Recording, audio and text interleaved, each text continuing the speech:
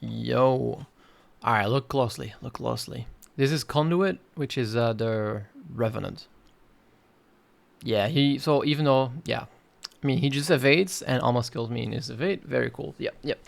I just want to say, so it's only day one, and most of the people, they've only been playing for 1 hour on the beta. And, generally they're also not the best players. And they're already like complaining about some specific specs being broken, but, not really understanding literally what their own spec does. So they're just dying because they don't know what they're doing, and then they call the enemy spec broken. Classic.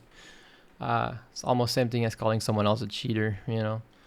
But yeah, it's to be expected. No one knows exactly what they're doing yet.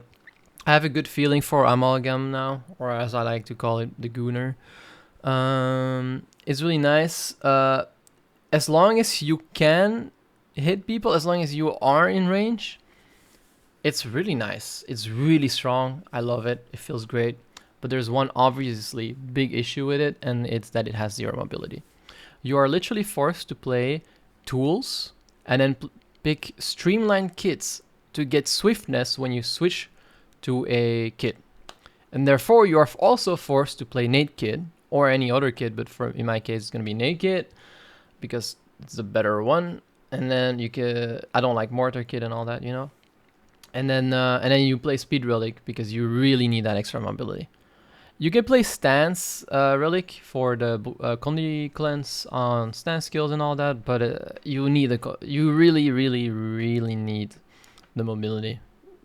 Like in a 1v1, especially against any class that has some form of mobility, which, hey, guess what? Almost every class does, except for Amalgam. So, yeah. Yeah, it actually has less mobility than Scrapper, and Scrapper already had pretty bad mobility.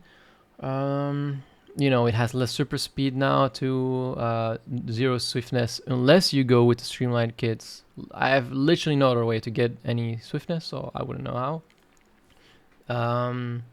So yeah, the big issue is the lack of mobility in a game mode where mobility is king, literally. Like, it's plain and simple. No matter how broken the spec might seem to be, if it has 0 mobility, how good is it really, So I think they definitely need to implement some swiftness inside of the F skills or the utilities, or better even inside the traits.